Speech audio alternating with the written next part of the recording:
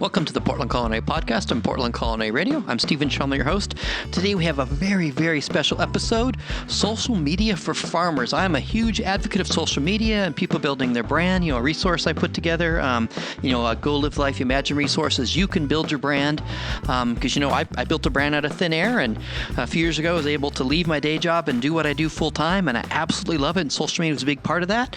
And when I find resources that can help people, I want to share them, and I have been a big fan of Laura and Mike Ellis. How you guys doing? Thank you. Good. How are you? Good. I've been a fan of you guys for a number of years now. I had you on the podcast a couple years ago. And at the time I met you, you'd won one Good Food Award. Right. Yes. And now how many have you won? 5. And we recorded an updated episode of the Portland Culinary Podcast, kind of telling that story and an update, and really excited to tell that story. But this episode is about, because you guys nail it for social media. I meet food cart owners, that sometimes like, come on, could you just give me one post a week? And one post a week's not enough. Right. But if they will at least start with that, they can kind of get hope. Yeah. And I meet a lot of farmers that are like, and people that have similar culinary brands are like, I don't know. And when I met you guys, and I told you guys, I said, you guys need to step up nicely, kindly, I hope kindly. Very kindly. You need to step up the social media game. You got to give me more. And you both looked at me like I'd lost my mind, and how could you? And Mike, you were particularly not fired up about that at all, were you?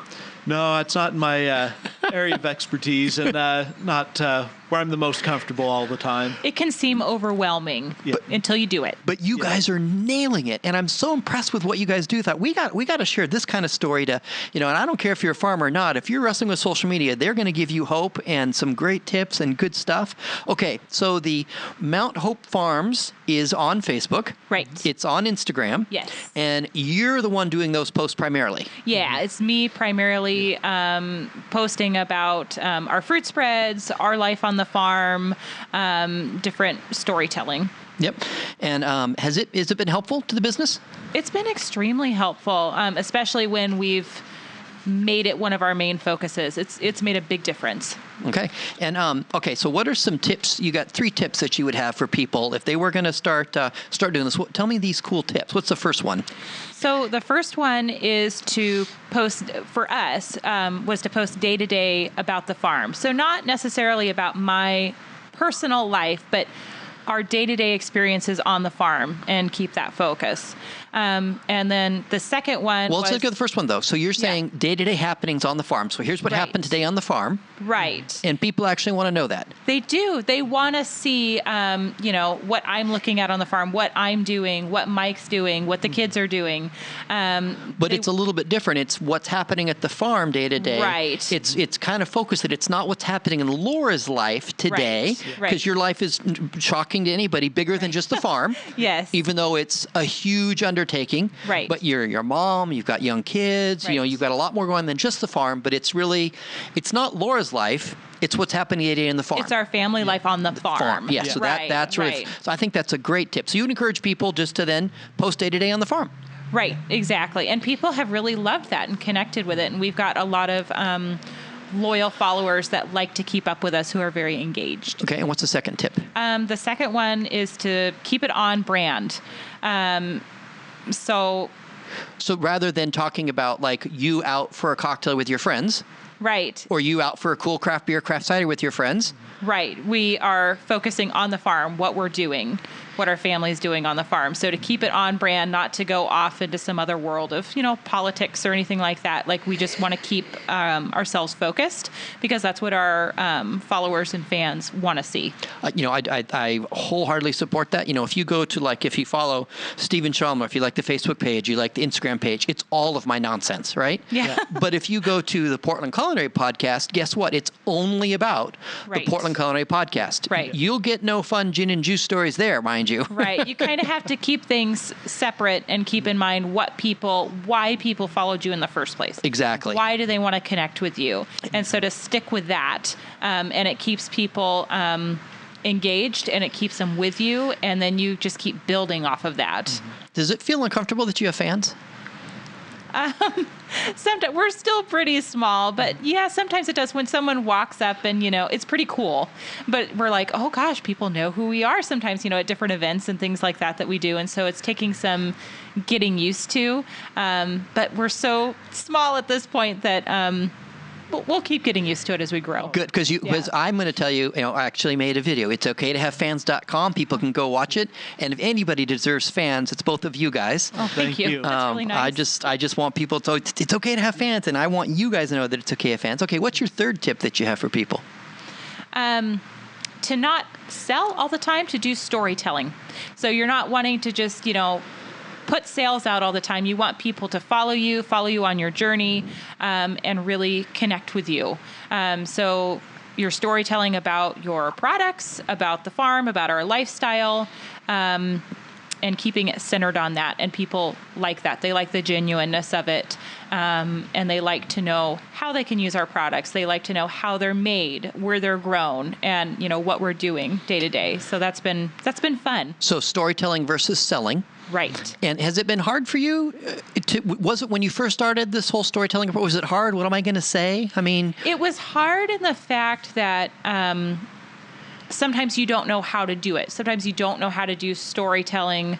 It's easier just to post something that says, here, buy this. It's really great. You want to put the background of why do people want this? Why should you want to make something with it? Why should you want to connect with us? So that was hard. And it takes a certain amount of vulnerability too. Mm-hmm. And sometimes that's hard when you don't know the people who might be following you or liking your page. But that kind of goes along with, the first and second tip is to keep it centered on life on the farm and not just go off somewhere else.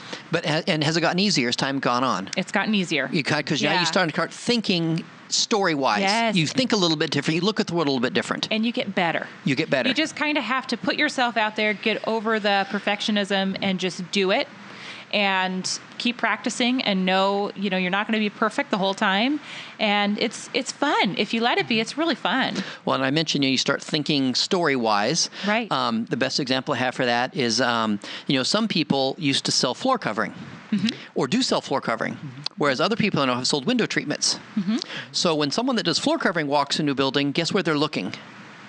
Down, because they want to see what the floor covering is. Yeah. Some of those window treatments, they walk into a home and they're looking at the windows because they're looking through that lens that, like, normal people don't even know what they were walking on. Right. Whereas a floor covering person says, "Oh, this is this is that." It's your focus. It's your focus. Whereas when you start to think story-wise, you start to see things not only as you normally do, but then also, oh, here's how I could tell a tasteful story about this. Right. And that's a skill you've developed, like a muscle, right?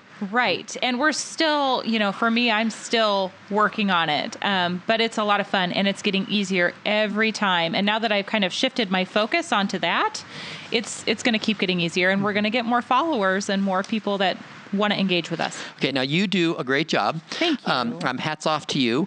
But you kind of, you were doing it when I met you. Right. But Mike, oh my gosh, I just want to make you a big trophy or something. I want to put you up on a pedestal and everyone to know who you are, because you were not interested in social media at all. You did not want to put yourself out there. You didn't want to tell your story at all, correct? Yeah. I'm an introvert by nature, and so sharing stuff online, it just was always a bit awkward for me. But, I got to a point where I saw the value in it. I was watching Laura going through some courses, going over social media stuff, going over different things in the business. And I could see the value there, and I could see it was an opportunity for us to connect with our customers and with the community. That's fantastic. Okay, so you are on Instagram. Yeah. As you, not the farm. No. This is you. So there's a difference there, because when I follow the farm on Instagram, I know what's going on the farm. Yeah. But when I follow you on Instagram, I know what's going on with you at the farm. Yep. And it's Farmer Mike Ellis. I'll put the link up so people can find it. Yep. And you do regular posts, and you talk about your life and the farm. Yep. And then one day I noticed this most magical thing. You are doing, because you said you're an introvert. Yeah. I know what that's like. If someone's like, what the heck is that? Just read the book. There's this amazing book that I really, really love, Quiet, The Power of Introverts in a World That Can't Stop Talking. If you don't know, if you think you might be an introvert, if you think you might live one, read that book. It will open your eyes up incredibly. Because introverts, they don't want too much peopling going. They don't want to share too much. They don't want to have meaningless conversations. But I'm all of a sudden discovered that you are doing Instagram stories like almost every stinking day, sharing your journey. How the heck did that come about? It was a progression. It took a little bit to get comfortable with it. It took a little bit to get used to it. But it was thing for me where it was, I need to be sharing what's going on. My day-to-day, what I'm doing every day, isn't what everybody else is doing day-to-day. And I looked at a number of other farmers. I tend to like to sit back and watch and see what's going on. And I could see what they were doing and what I liked that they were doing. There's several of them on Instagram that do an awesome job showing what's going on their farm every day. Hill J 45, Jay Hill, he's farming down in Texas. He does a fantastic job.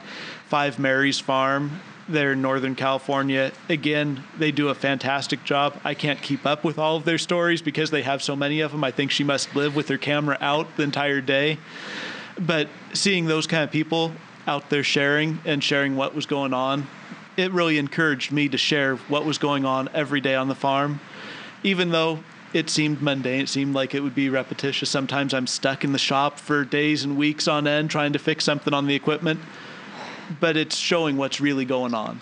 Okay, and then so part of it, what happened for you is you kind of had this awareness shift. Oh, this is a good thing. It'll help the farm. Yeah. And did you start to think maybe you might be able to do this? It took a while to get used to that idea because I still don't, think myself as a real big Instagrammer, but I'm sharing what's going on. I'm trying to be authentic. And where there's less than 2% of the population that farm or work in the farming industry, a far fewer of them that are relying on that for their sole income.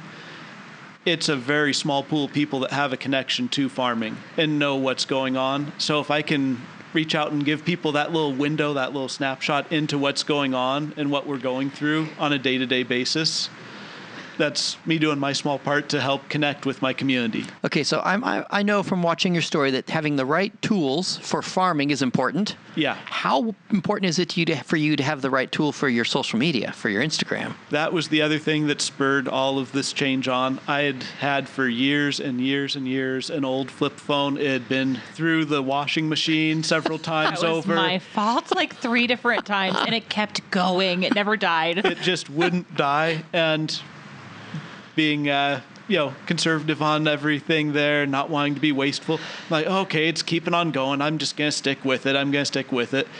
Finally, it got to where it was dropping calls. It wouldn't go anymore. And we looked at things and we said, okay, we're doing more different events. We need a backup to take cards.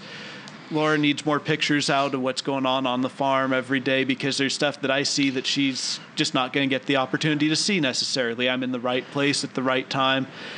And we said, okay, it's time to make a change. I'm going to go to a smartphone. And having that tool, having that ability to capture video, photos, all of that with me right at my fingertips, it made all the difference in the world. And so you got an iPhone. Yep. You had to learn how to use it, I bet. Oh, yeah. Yeah. There's a little bit of a learning curve with that, too, and I'm still learning on it. But you do stories. I mean, and the thing that blows me away is like, I love the stories, the radishes are just coming up. The radish seed is just starting to sprout, and you save some bees, and the bees help this, and the bees do that, and these pretty scenes of the fields, and I love all that, but then it blows me away. Like the stuff that I find the most fascinating, if you told me, I would like, what? I'm going to find that fascinating? But most fascinating is like the stuff in the shop where you're having to repair things and deal with engines, and like, okay, that makes sense now that I know, but I would have never guessed how big a part of farming it is. And how much of your time it takes. Yeah, it's as soon as we're done with fall planting, as soon as the weather starts turning rainier like it is right now, we're in the shop. We're going through each one of our pieces of equipment. We're figuring out what needs to be replaced, what can we afford to replace right now, what can we get by with the way it is, what needs to be rebuilt. There's countless hours where it's me and Dad is amazing at this stuff. Going through repairing, rebuilding, redesigning our equipment. He actually has a degree in drafting and engineering, and he's going to be 73 this spring and still out there in the shop working all the way through on this stuff. That's incredible. Okay, so now you have 3 tips for people that are wanting to do the social media. So give us the first one. Okay. The first one is just don't underestimate your day-to-day.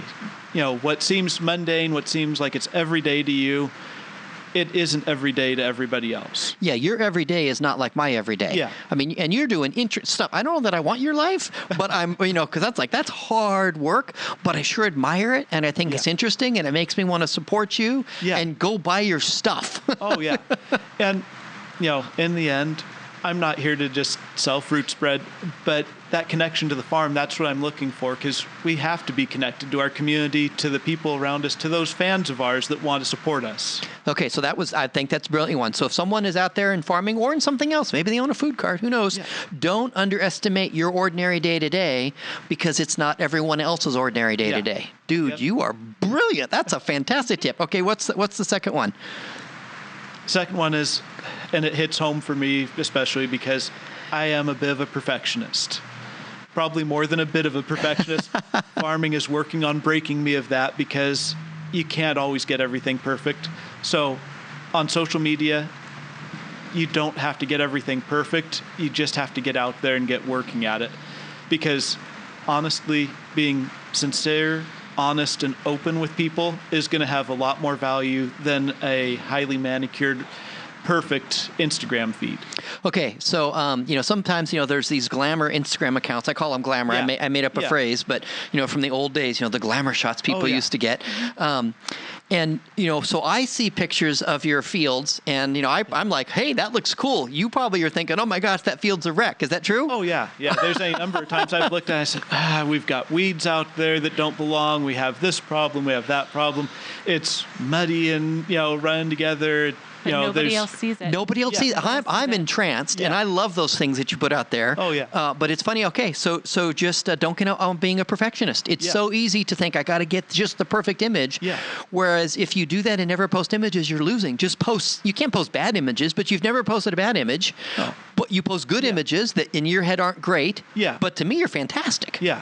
And that's what, don't post garbage, obviously, but don't get hung up on it being just this fantastic, perfect, nothing out of place shot. I love it. Okay, and what's your third tip for people? For me, it's about sharing not just the victories, but also the struggles. Share everything that's going on. Everybody has the high points and the low points. It's easy to get hung up on just sharing, this went right, we won this award, we won all this stuff. It's important to share the struggles too, because everybody goes through those as well. Yep, and you guys do a great job. And I think it's important. What I teach my 11-word branding and marketing seminar. 11 words. Your brand is your story, and then marketing is tastefully telling your story. And so it's really important. And you've mastered this of tastefully sharing your struggles. There's some things that other people don't need to know. Oh yeah. I mean, there's some things in your own personal journey that just nobody's business. Yeah. But there's still some struggles that you can and need to tastefully share. Yeah. Because it helps people connect with you, and it's what's really going on. Yeah. It's going on. It's going on right now. It's impacting our day-to-day, and it's important to share. Hey, not everything is a walk in the park. It's not all rosy. We have struggles too. There's different things that we struggle with. And not to be cute or anything, but what you do, at least with me, is you give me hope. Yeah. You give me hope, Bound Hope Farms, but your Instagram story feed gives me hope. It's like, okay, I don't know how he's gonna have to re-weld this and redo that, and but he's gonna conquer it and get through it, and you stick with it and you persevere, and that perseverance really resonates with me. Yeah. Well, and so many times you'll say, gosh, I just feel like I'm posting about us being in the shop for another day, and I'm like, well, but Mike, you are in the shop another day. You guys are working so hard, and people love seeing how they solve problems. Yeah, and don't stop, because, I never want to be a farmer. God help us all. And I never want to have to work on a farm. I might come out for an hour and hang around and take photos. Yeah. That would be fun. But what you do inspires me, because it gives me hope. I at night will sit at the computer and write, and taking a break and watching your stories, and you're still at it and you're making it happen. It encourages me and inspires me. So don't underestimate, because those days in the shop, they feel to me like when I sit down and type, and I sit down and type, and it's that lonely work. I'm at my desk with a cup of coffee or a shot of whiskey and some caramel corn, just writing. And I don't care what the occupation is. There's those kind of things, and seeing someone doing what they love and getting through those kind of things, that lonely time, it just resonates with me. It's like, because that's what it takes to get the job done. Oh yeah, because out on the farm you have these really narrow little windows of weather where you can get out there and get your job done and get it done right, and you have to have everything lined up, ready to go, in perfect condition. You can't run out there and have the tractor not start up when you need it. It's happened before, but you can't have that happen. All right. Well, I think those are amazing tips. I love what both you guys do. Thank you so much for coming on the Portland Culinary Podcast. And I just encourage, people to, I'm going to spread the word about this podcast, because people that are struggling with social media, but I don't care, farmers or not, everything all your tips, it doesn't matter what you're doing. They apply, right? Yeah, they apply. Because you guys are both brilliant. I love it. Oh, thank you. All right. So nice. Well, I wish you guys all the best. Cheers. Thank you. Thank you.